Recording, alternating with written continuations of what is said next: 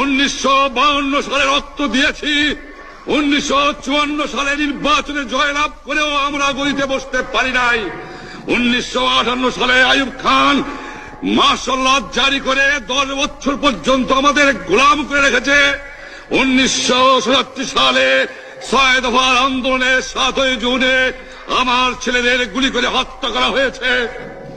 1969 সালে আন্দোলনে আইয়ুব খানের পতন হওয়ার পরে যখন ইয়াহিয়া খান সাহেব সরকার নিলেন, তিনি বললেন দেশে শাসনতন্ত্র দেবেন, গণতন্ত্র দেবেন।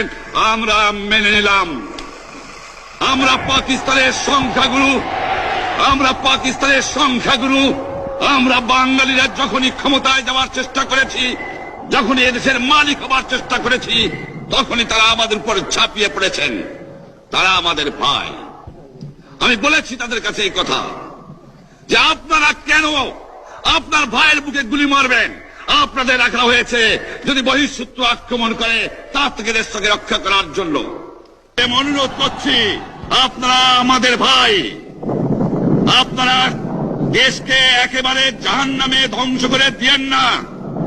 জীবনে আর কোনদিন আপনাদের মুখ দেখা দেখি হবে না।